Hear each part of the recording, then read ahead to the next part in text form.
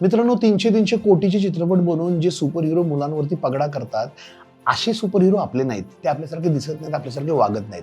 मुलांना आपल्या मातीत घडलेले अस्सल सुपर हिरो कधी कळणार आहेत? एखाद दुसऱ्या चित्रपटातून कळणार नाहीत. म्हणूनच खेळता खेळता कळावेत यासाठी मावळाने सॉरियर्स ट्रम्प कार्ड्स आणलेत. या ट्रम्प कार्ड्स मधल्या कार्डमधून सॉरियर्स तुमच्याशी बोलतात. हे काय बोलतात हे समजून घेणारी ही शृंखला आहे.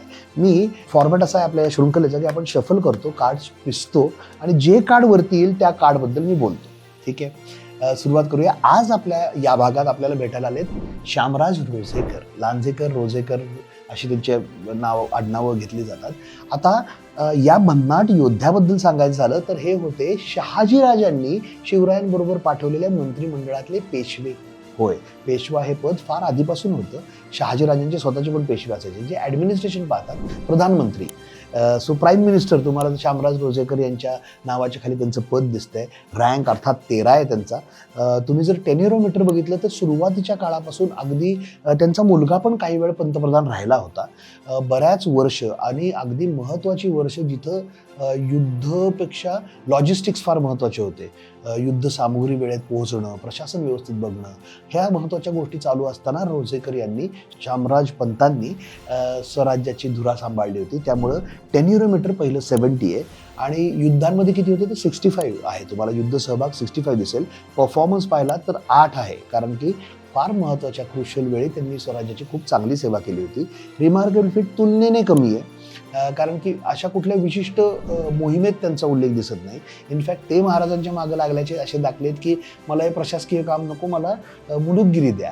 महाराज त्याच्यावर म्हणतात की काळजी करू नका, प्रशासन केल्याबद्दल मुलुकगिरी इतकेच मोबदला पण मिळेल, प्रशासन पण तेवढंच महत्त्वाचं आहे. असं शिवछत्रपतींचे त्यांच्याबरोबरचे संवाद आहेत. त्यांनी त्यांच्या मुलांनी मिळून स्वराज्याची पंतप्रधान म्हणून सेवा केली होती. तुम्ही जर इन्सिग्निया बघितलं तर तुम्हाला पंतप्रधान असल्यामुळे सुवर्ण गोल तिन्ही चालू दिसतील. पुन्हा एकदा तराजू आणि दौत दिसते तुम्हाला विभागाच्या ह्याच्यात. आणि गोल बघितलात तुम्ही तर सर्वोच्च बलिदानाचा त्यांचा कुठे उल्लेख नाही, त्यावर तो दिवा नाही.